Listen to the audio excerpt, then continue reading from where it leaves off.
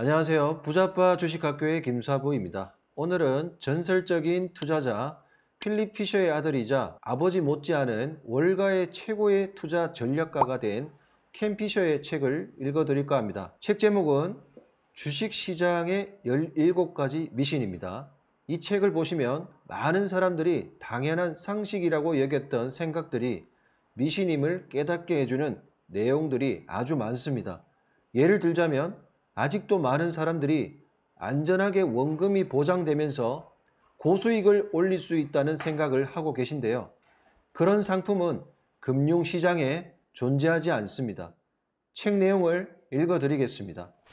원금이 보장된 고수익 추구는 가능하다. 누군가 원금이 보장되면서 수익도 얻을 수 있는 투자 전략을 제안한다면 그 제안을 받아들이겠는가?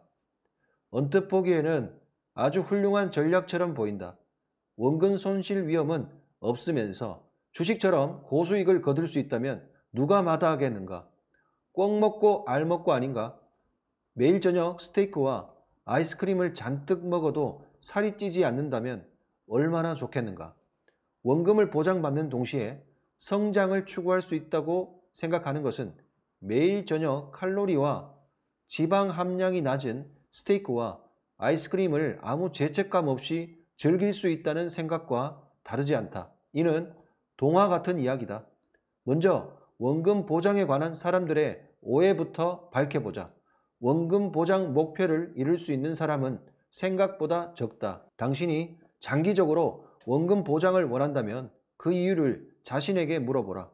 확실하게 원금을 보장하는 것은 포트폴리오의 절대 가치가 줄어든다는 뜻이다. 확실하게 원금을 보장하려면 변동성을 모두 제거해야 한다. 그러나 변동성 위험을 제거하면 주식이 하락하는 해에는 손실을 피하지만 주식이 상승하는 해에는 이익을 얻지 못한다.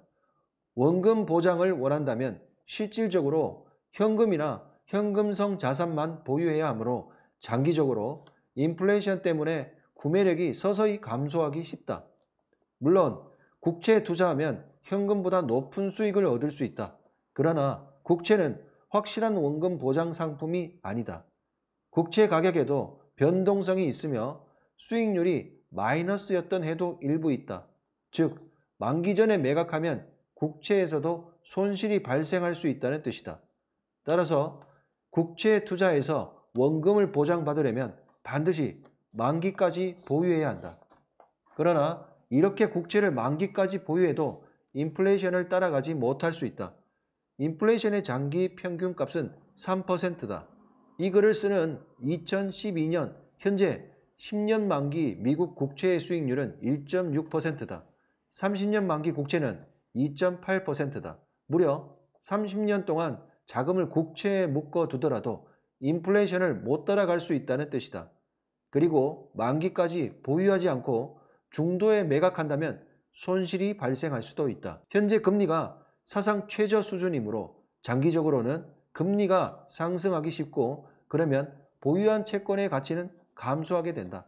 이렇듯 원금을 보장받으려면 변동성 위험이 없어야 한다. 이는 시간 전망이 긴 투자자들에게는 진정한 원금 보장이 적합하지 않다는 뜻이다. 반면에 성장에는 변동성 위험이 필요하다. 이는 원금 보장의 반대다. 몇 번이고 거듭 말하지만 하락 변동성 없으면 상승 변동성도 없다. 그리고 일장에서 밝혔듯이 주식시장에서는 장기적으로 상승 변동성이 더 자주 크게 나타난다. 이는 원금 보장과 성장을 동시에 추구할 수 없다는 뜻이다. 물리적으로는 불가능한 일이다. 하락 변동성 없이는 상승 변동성을 확보할 수 없기 때문이다. 누군가 다른 말을 한다면 그는 거짓말을 하는 것이다. 무심코 하는 말이더라도 나쁜 말이다. 의도적으로 하는 말이라면 더 나쁘다. 더 높은 성장이 필요할수록 더 많은 단기 변동성을 감수해야 한다. 다른 방법은 없다. 당장 이 현실을 받아들여라. 그러면 터무니없는 기대를 품는 일은 없을 것이다. 물론 가파른 단기 변동성을 견뎌내기가 쉽지는 않을 것이다. 그래서 투자자들은 장기 목표를 유지하지 못하고 엉뚱한 시점에 시장을 들락거린다. 이번에는 관점을 바꿔서 생각해보자. 원금 보장과 성장을 동시에 추구할 수는 없다. 그러나 장기 목표를 추구하다 보면 장기적으로 원금이 보장될 확률이 매우 높다. 일장에서 보았듯이 20년 이상의 단위 기간에서는 주식의 마이너스 수익률이 전혀 없었다. 과거 실적이 미래 실적을 보장하는 것은 절대 아니지만 합리적으로 기대할 만한 것인지는 알려준다. 우리 생애에 인간의 본성이 바뀌어 이윤 동기의 위력이 감소하는 일은 없을 것이다.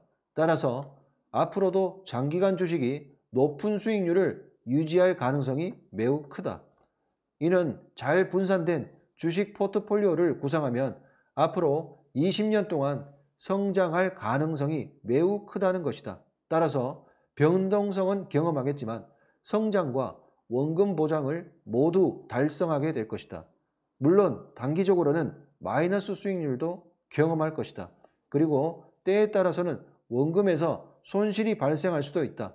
그러나 장기적으로는 성장을 달성할 확률이 훨씬 높으므로 원금도 보전하게 된다.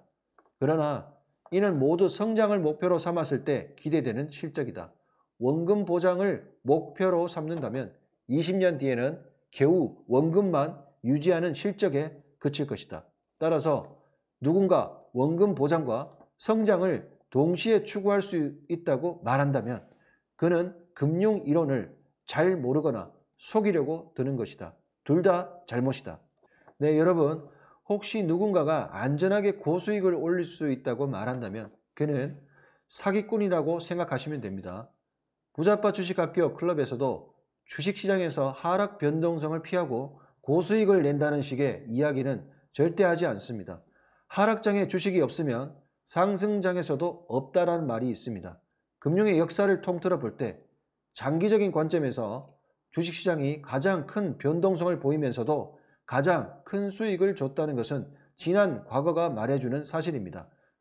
여러분도 그 사실을 믿고 잘 분산된 포트폴리오로 장기적인 수익률을 생각하시길 바랍니다.